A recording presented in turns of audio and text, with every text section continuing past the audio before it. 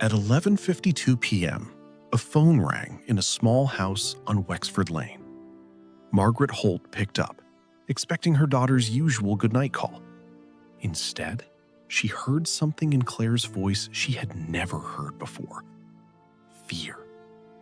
19 seconds later, the line went dead. It would be the last time anyone heard Claire Holt's voice.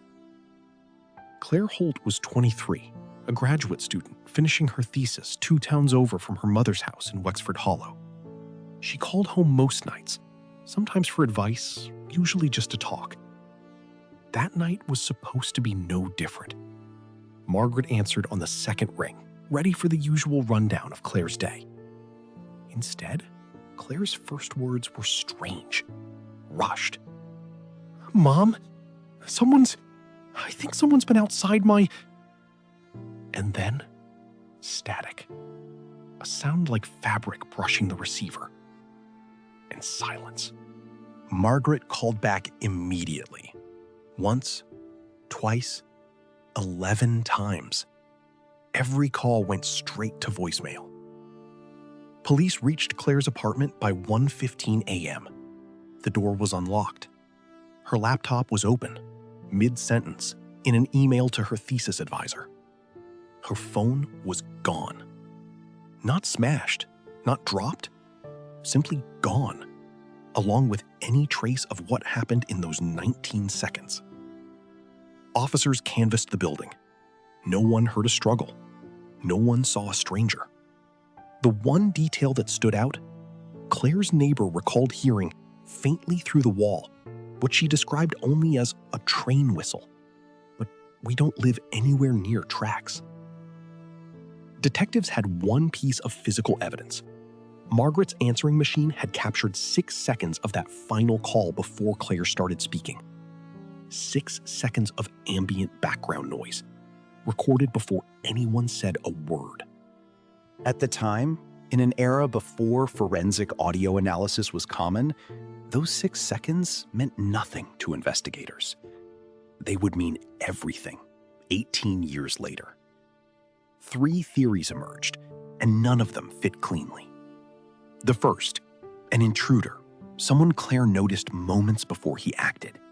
Consistent with her panicked words, but inconsistent with an apartment showing no forced entry and no sign of struggle.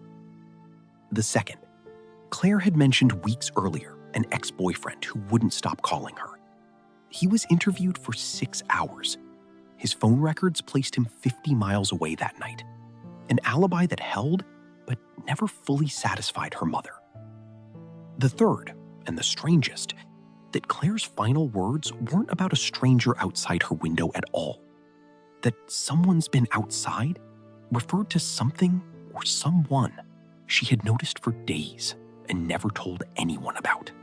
In her notebook, investigators found a single line written days before she vanished. "Someone's been parking outside again. Same car. Don't want to worry Mom." She had noticed something and decided, like so many people do, not to make it anyone else's problem. 18 years later, a cold case unit reopened Claire Holt's file. Not because of a new witness, but because of new technology. Forensic audio analysts, using isolation software that didn't exist in the original investigation, re-examined those 6 seconds captured on the answering machine tape. Beneath the static, they found it. A distant, distinctive horn pattern. Not a train at all, but a specific foghorn used by only one lighthouse on the entire eastern coastline. A lighthouse 86 miles from Claire's apartment. A location she had never once mentioned to anyone in her life. If that sound was real, genuinely present in the background of her call, Claire Holt was not calling from her bedroom that night. She was calling from somewhere she should never have been. Margaret Holt still has that answering machine, still has the tape, preserved in a drawer for 18 years before anyone knew what it truly held.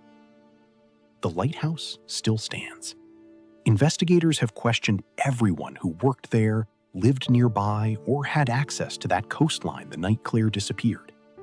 So far, no answer has matched the sound in those 6 seconds. But for the first time in nearly 2 decades, there is a place, a real physical place, 86 miles from where everyone assumed the story ended. If this story stayed with you, share it. Somewhere, someone may remember a car parked outside a lighthouse on a night in October and not yet know why it matters. A single phone call became the case's only clue. 18 years later, 6 seconds of silence finally started to speak.